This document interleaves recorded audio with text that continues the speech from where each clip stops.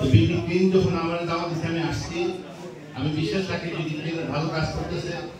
এই মহিলা সুমন প্রতিবন্ধী নিয়ে কাজ করে, আলী খান তারা ওয়াজ মাহফিল করায় এবং সমাজসেবার কাজ করে। এই সমস্ত সমস্যা আমি জড়িত। আমার ছোটখাটো সংগঠন আছে, মসজিদ মাদ্রাসা মক্তবে কিছু সহযোগিতা করার চেষ্টা করি। পারিবারিক 9টা প্রকল্প আর সবশেষ প্রকল্প দেশের মানুষের জন্য যেখানে যে সমস্যা দেখা যায় অন্তত ফেসবুকে পেপারে দেখলে আমি সাহায্য করার চেষ্টা করি।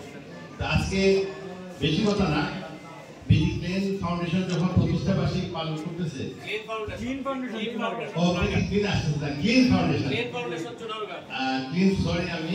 ফাউন্ডেশন চুনারঘাট, তো তাদের কাছে জানাচ্ছি যে তাদের সংগঠনের জন্য আমি বছরে 25,000 টাকা করে দিয়ে দেবো। এইবার প্রথমবারের জন্য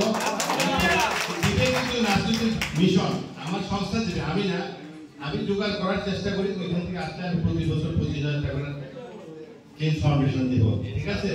আর আমার যদি বলে কোনো সময় আসার জন্য, অনুষ্ঠান করার জন্য, আমি অবশ্যই আসবো এবং সহযোগিতা করবো।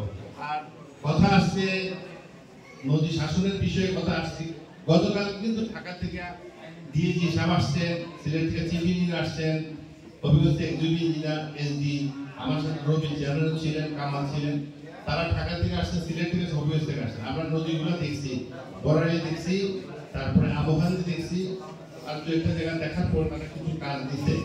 এবং এইবারে বর্ষা মৌসুমে যাতে কোনো কষ্ট না, যেহেতু উপদেষ্টার এলাকা, সেহেতু এটা চেষ্টা করা হইতেছে যাতে এই বর্ষা মৌসুমে যেন চূড়ার ক্ষতিগ্রস্ত না হয়।